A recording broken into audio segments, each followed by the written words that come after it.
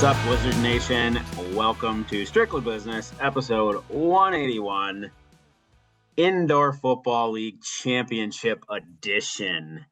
Didn't know I'd get to say that title, and it's freaking awesome. That was an example of a non-curse word, Corey, just so we're off to the races here. So. Okay. All right. I see what you did there. I love that. I love that Corey's the only one that's got the Blizzard background on his thing. So he's definitely official. He's tech savvy. He's looking really official. That's awesome. I mean, I at least have the Adidas on, so that's good. But so we want to say thanks to our friends that usually produce Strictly, even though we're doing an indoor elsewhere kind of behind the scenes, aren't we, Ryan? Yes. So thanks to Creative Edge, VR Arcade. That's normally you. Yeah, thanks to Creative Edge, VR Arcade, and Cousin Subs for making Strictly Blizzness possible all season long and now in the postseason. Yes. Thank you so much. So we have these two guys on because it's an important week, as Ryan pointed out. We're heading to the championship game. I want to touch a little bit on, we talked about it on the show, the last episode, that we won the Eastern Championship. We showed the shirts, the hats. We showed a lot of photos. But I want your take, both of you guys, on what that meant to you. And I'm sure the first words out of your mouth is we're not done. So we get that. But give us kind of where things were at getting to that point, and then kind of talk about this next week. Yeah. You want to go first, Matt? I was gonna let you go, boss man. All right. Yeah. No, I mean, you're right. Right. We're not done. Right. We got the Enom mindset. It's been ingrained in us all season. We do everything based on Enom. So it's kind of hard to process the joy, the excitement of winning that game, because we was already on to the next one, right? We was already looking ahead to see, what was next, which we knew it was Vegas at that time. So our brain shifted immediately. So we try to enjoy the process. We try to enjoy it in the moment as we can. But, as we hugged, laughed, enjoyed, talked on the stage, the minute we got back to the locker room and broke it down with the team and, congratulated them, we was already shifting our gears. We had a couple of sips and, we already like, all right, we got Vegas. Oh shit. I mean, there it is. There it is. I'm not believing that. That is incredible.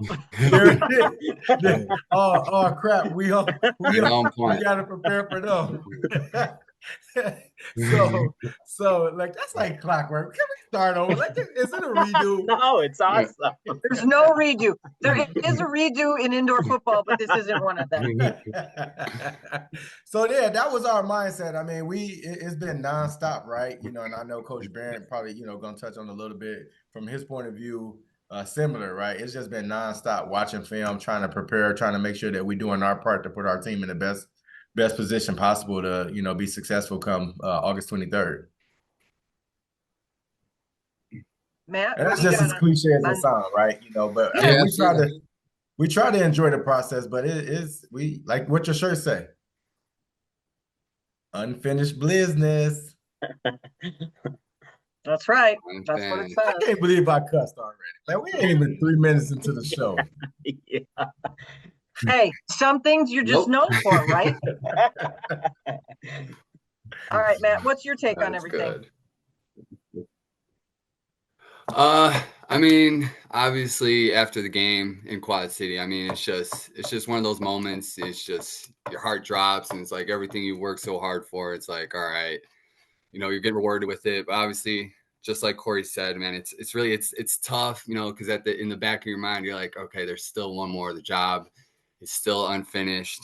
Just coming from what happened last year, especially in the Eastern Conference Championship last year, and just to get over that hump, it's not an easy thing to do.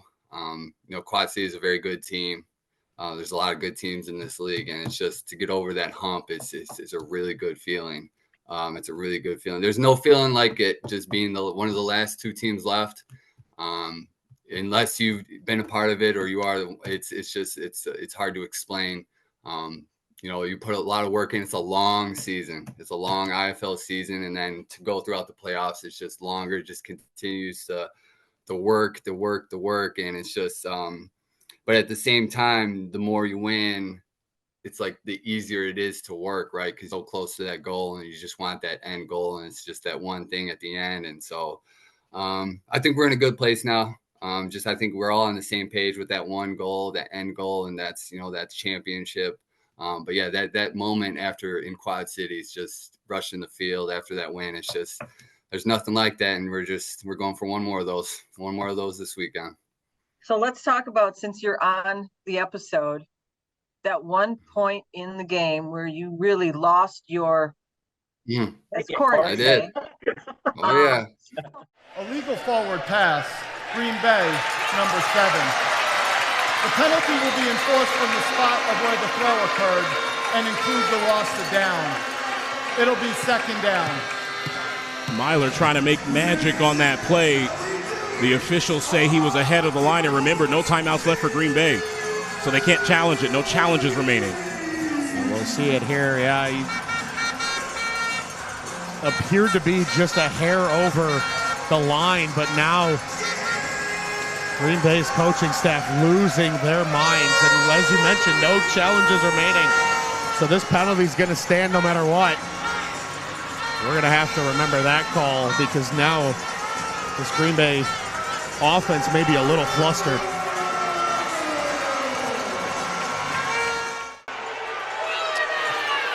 So the Steamwheelers called a timeout. Their 2nd of the half. Game clock operator, please reset the game clock to 2 minutes and 11 seconds.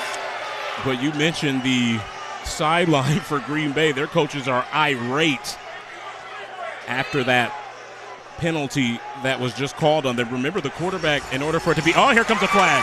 Here comes a flag as Corey Roberson was in the face of the official, and the flag came flying. I think this one's on the OC, though. I think as Roberson went to get an explanation, something was barked out by one of the assistants. Oh, my goodness. Bedlam in Quad City.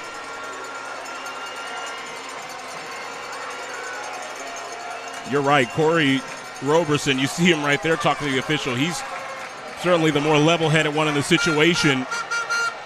One of his coaches might have just cost him a flag.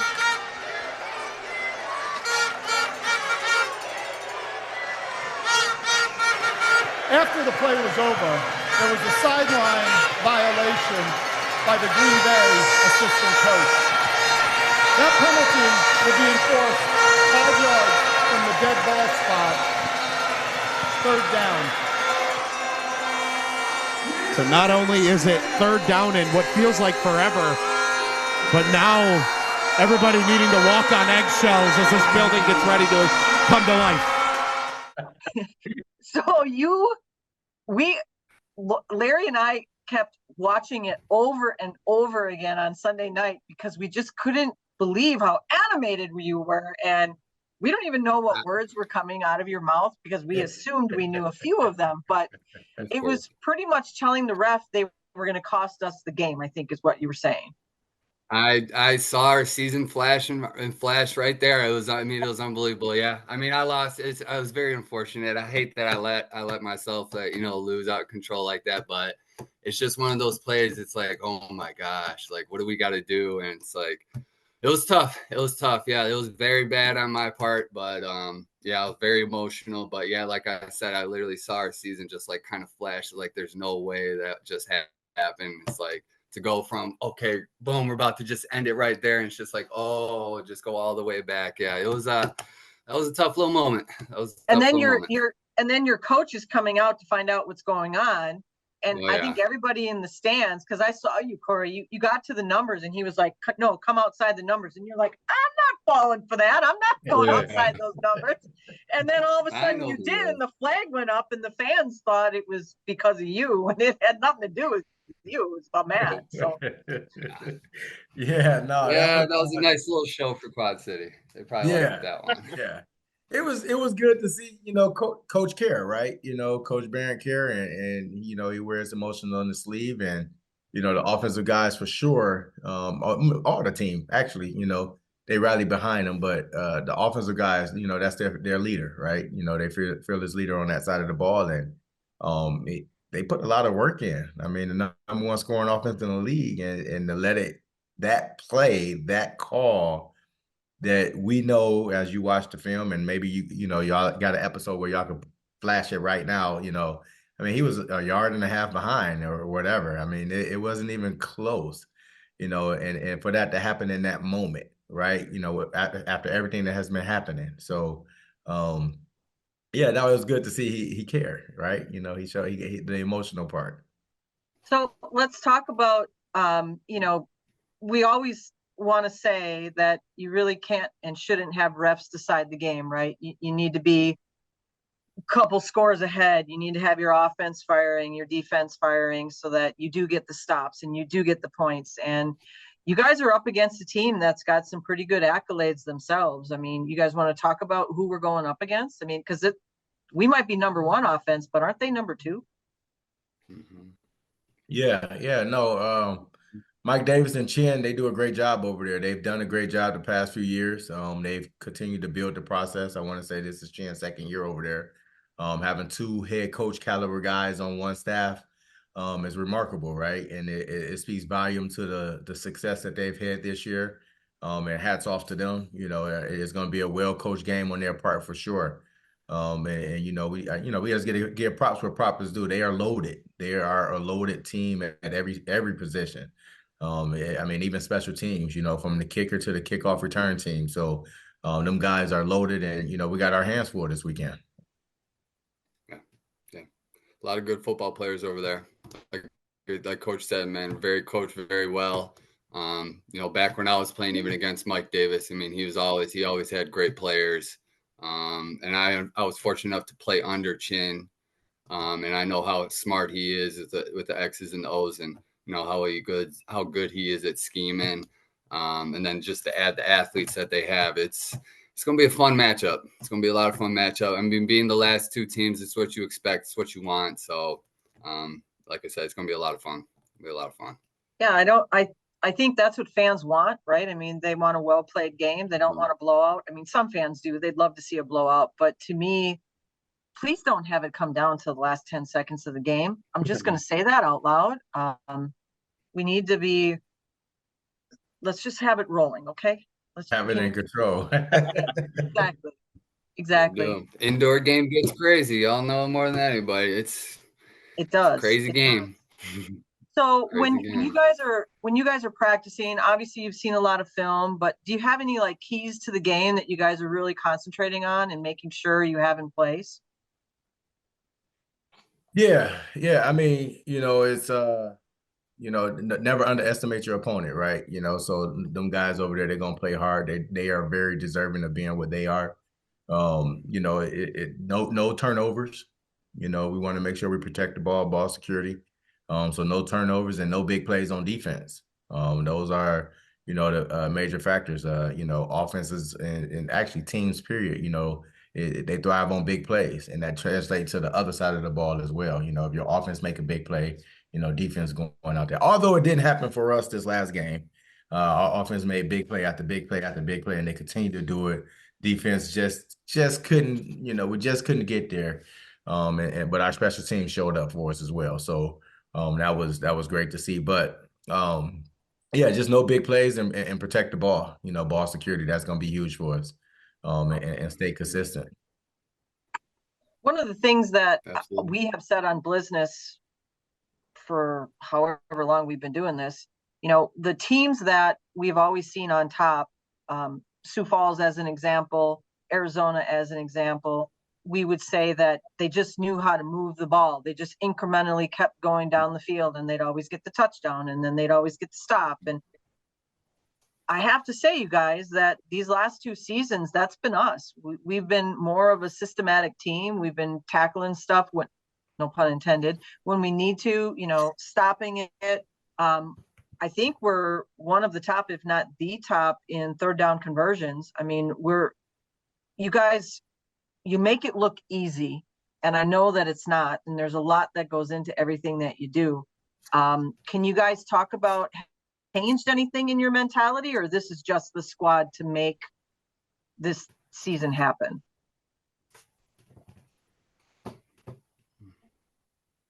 I'll let Matt. Yeah.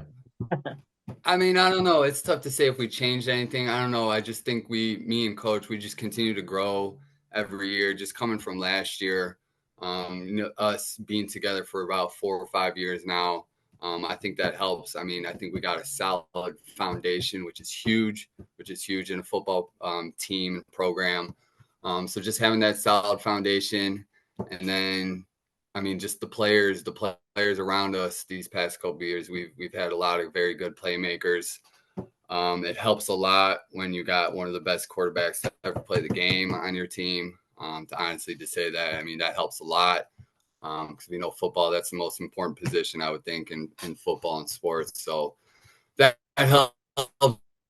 And then just the preparation. I think the preparation that goes into it, just being prepared for anything and everything. I think we've continued to get better. I think we learn new things, going through things, just going through experiences, losses, tough losses. We've had a lot of tough losses. We've had a lot of bad losses, but we've had a lot of tough losses as well. And those are all just great learning experiences, and you just continue to stack and get better and get better. And I just think that we've, we're getting to the point where we have this standard now, with the Green Bay Blizzard standard, especially these past 2 seasons of what we want to be and where we are. And it's just trying to continue down that path and keep everything intact. Look at that. Look at this young man. Let's talk about him. Let's talk about him speaking right now. Yeah. Let's talk about him, because he got an award over the weekend. Yeah. That I think was very well deserved. He is the assistant coach of the year 2025 season. So were you surprised, Matt? I mean, I wouldn't say I was too surprised or anything. It's a great honor.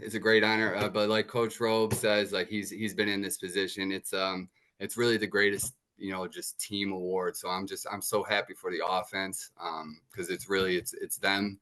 It's them. Those guys made me look really good this year. The work that they work their butts off. Obviously I do my job to try and put them in position, but at the end of the day, they're the ones that make the plays, and they're out there making the adjustments and doing all that they need to do. And so I'm really happy for those guys to get their praise. It's just good to see, because like it is, it's just really a good team award, right? And for that offense, how we were rolling this year. I mean, I think we were unstoppable. I mean, I think when we're playing our ball, obviously I tell them all the time, the only team that can stop us is us. And I think they bought in. I think it's huge that they trusted me, which is it's an honor for me that they trust me in my process too, obviously what we're doing. And so I think we just had a good group of guys this year. We had a good group of guys, and our fearless leader, obviously, again, that top guy, our leader this year, he just was playing out of his mind. And like when he does his thing, he's just unstoppable. And so, I mean, it feeds off to everybody. I mean, every position, we got some good guys. They also love to play football. They love to put the work in. And so, yeah. Yeah, they also, both Mevis and Max. Absolutely. They got recognized, hopefully more. Yeah. Mm-hmm. Yeah, so all good stuff. Absolutely. Our couple offense linemen, TJ, all around the board. We could have had more probably, but obviously you got to spread the love around. So you do. But yeah, no, very happy for those guys. Happy. It's a cool thing. It's definitely a cool honor. Obviously it's a privilege and honor, all that, but it's really for the guys. I love it. I'm just happy for them. So Corey, do you look at any of our social media that the players do when we interview them, and they do different imitations? Have you seen that clip yet? I kind of came across one. I don't even know. I scrolled on one, and I think I saw one with a couple of guys were imitating me. And And they were spot on. Yeah, I was like, these some characters. There's some good ones. So when they were you and walking down the field, just like yelling in the other guy's ear, it was awesome. I thought they did a fantastic job. Ken got it. Hey. Coach make your ass play football. No, hey, look, that's what I'm telling you. No, you be roll. You be roll. He go high motion. Yeah, that was good. Hey, he got him out of there.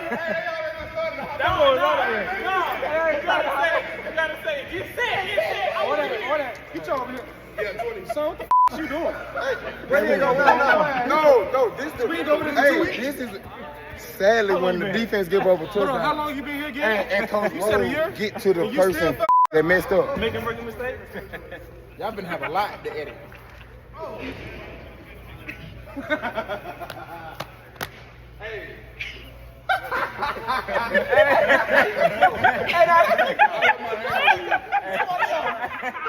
Hey, my nigga.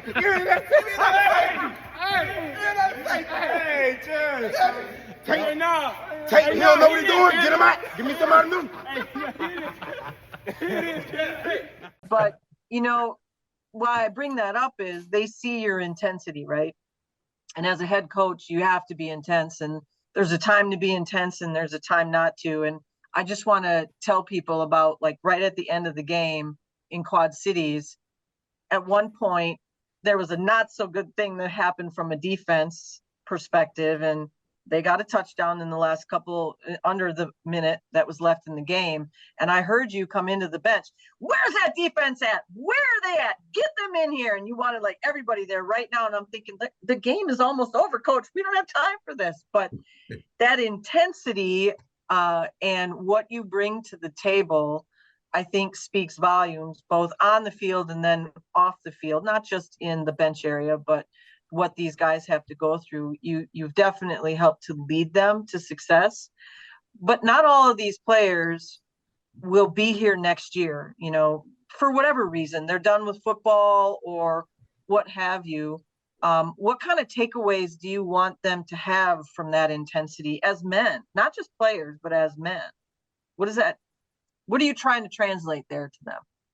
Yeah, well, one day, if not already some, one day they're going to be husbands and fathers and, someone that someone else is looking up to, and to carry that torch of what it takes to be disciplined and consistent, right? And be a consistent model citizen in a community, wherever community it is for them that they're going to go. If one thing that they was to take away from here is, that I tried to show them was I'm always show up. I'm gonna be my best version of me for them, that I could be for the guys that, that trusted us when they came here. And I tell them one of my worst fears is that I'm gonna fail them. You know what I mean? I want to always be my best for them.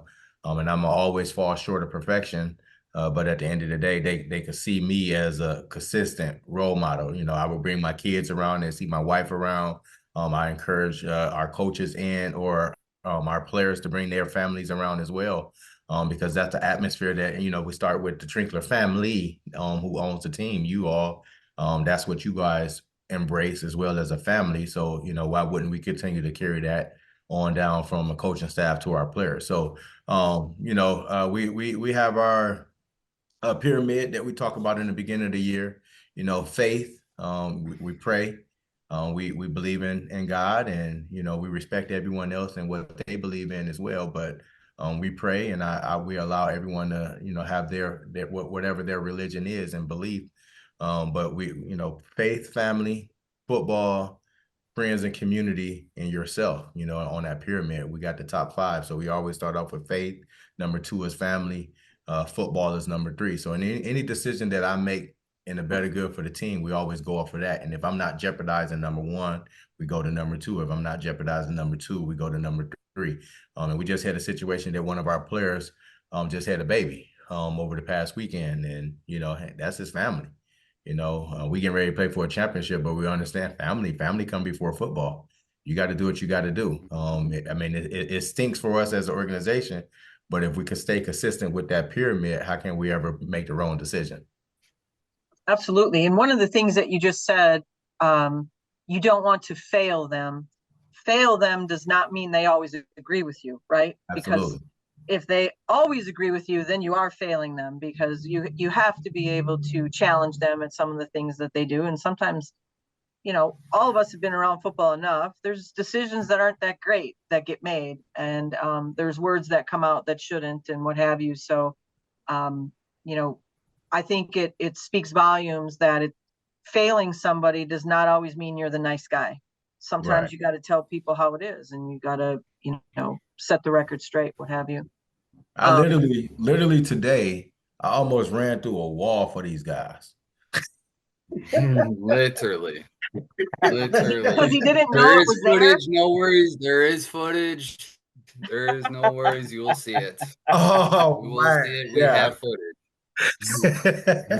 So were you were booking so fast that you just didn't know it was coming? Yeah, no, I just can't move like I used to. And I can't stop like I used to either. So it just kept going, and the wall was right there, and it was boom, boom, boom. Oh, yeah. It's gonna be a sore plane ride, I can tell you that. Anything else you guys want to talk about from what's happening this week? I mean, we're heading to Tucson. It's going to be hot down there.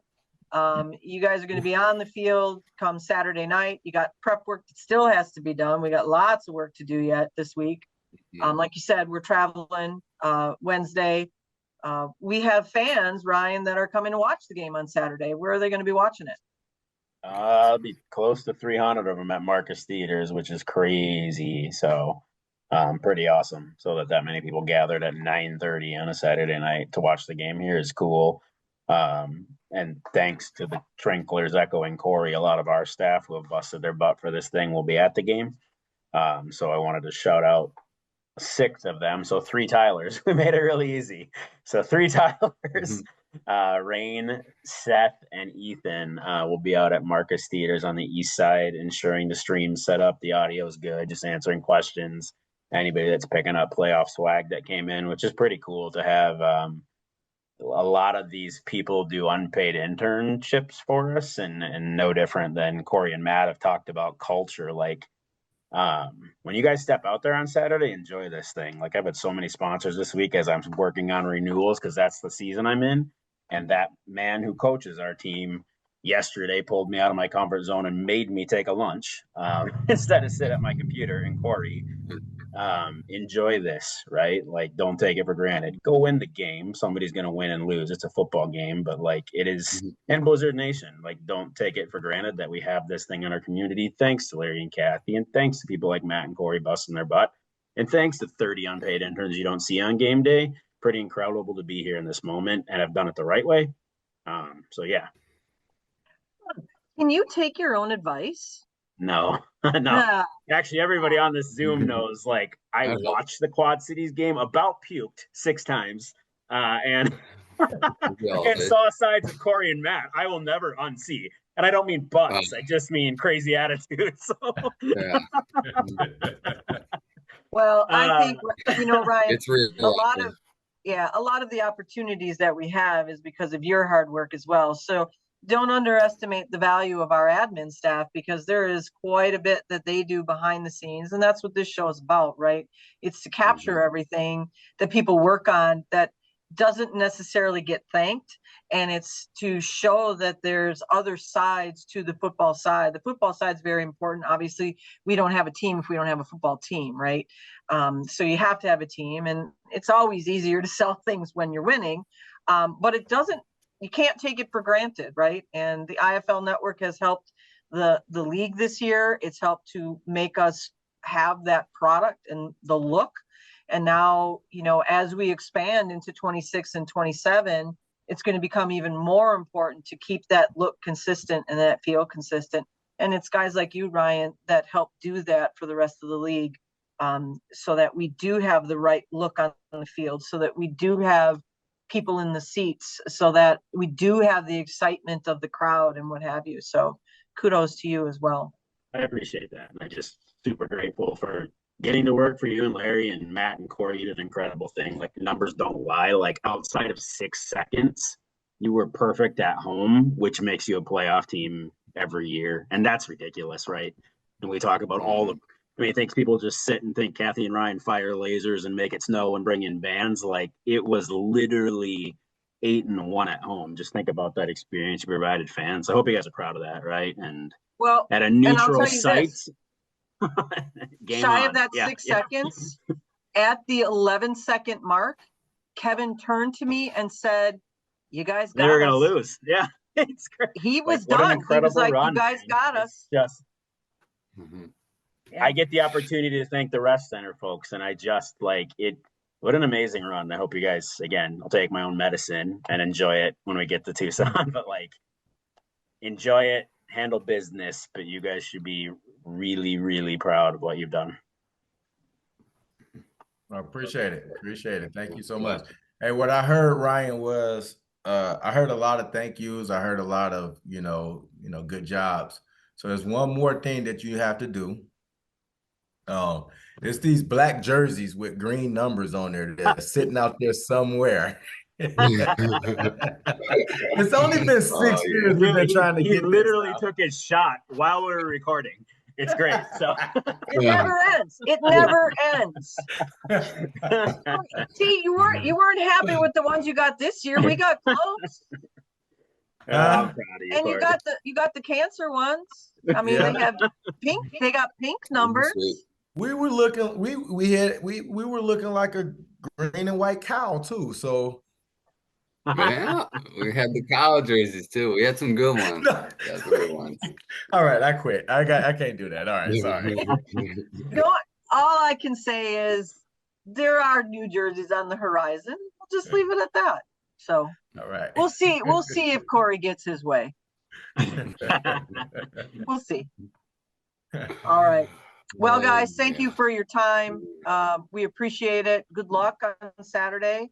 Ryan and I will be there in attendance, and we got some fans coming down. We got people throughout the league that'll be there. Shout out to Ashley and fam. I know you guys are coming to the game. So there's a lot of people that are so excited to see the Blizzard in this championship, and let's give them a run for their money. Mm-hmm. There you go. It'll be a good game. Before we sign off, fans, CBS Sports Network, 9:30 p.m. or Marcus East. There are probably 20 seats left, and I did get asked if Media Day will be broadcast. By the time this airs, that'll be out there. That will be, I believe, on the IFL network, I was told. So you will be able to watch Media Day. Yeah, watch social media so you can pick up what's going to be shown when and where. And, Media Day is on Friday. So we'll be in the arena for that, I believe, is where that will happen. So all players will be in attendance, but Corey has to pick who's actually going to be on stage doing the talking. I heard that he's going to have Matt do everything from a coach perspective. I couldn't even get Matt to speak at a sports bar. None of that. You do better than that. I do none of that. This is as close as we were going to get. Yeah, I know. Right? Awesome. Before we bug out, I do want to give a shout out to Corey Ross, who got Coach of the Year. Corey, you know what that feels like. I know Corey is a friend of yours. He had a great season, being the number 1 seed. You've felt that before as well. Unfortunately, his team didn't make it to the championship, but he deserves accolades for getting his Coach of the Year award. Even with that lovely boot he's got on, that new thing he's sporting. Yeah. He did a great job. I mean, coaching from the bench and on the field, right? Hats off to him and congratulations. Is definitely in order. The recruiting, let's start with the first process of getting a team like that together. It's the recruiting. So all the hours and all his help that he had from people from afar, scouts and all that stuff. So he did a great job of orchestrating that team, putting it together. And then once he got them together, getting them to buy into the Quad City way. So hats off to him, his coaching staff, Doug and Destiny as well, for a fantastic job. Yeah, that stadium was rocking too. Those people, they were into it. We touched on that the last episode. They were ready. Yep. Yeah. They were ready. Yeah. But every once in a while, you'd hear our Green Bay section. They were loud too. I mean, they were rocking too. We got a couple of false start calls right there when they was coming out of run. Yeah, we did. So that was cool. That was really cool. So no, hats off to Corey and his staff and a great job that they did. And kudos to him, especially through all the adversity that he's went through with the Achilles tear surgery, being still in the middle of the season, right? In the midst of everything. So all he's worried about is that his cap on that leg is going to be smaller than the other one. He doesn't like that. He just doesn't like that. So exercise for that. Average, baby. No, it is. All right, Ryan, I don't know how we do any kind of a. Everybody just hit the side of their screen when we actually hit them with it somehow. Or like push forward. All your hands come to your camera. And we'll just do a hit them with it with the fans out there. So right on. Should we hit them with it? Let's hit them with it. We're gone. Go Blizz. Go late.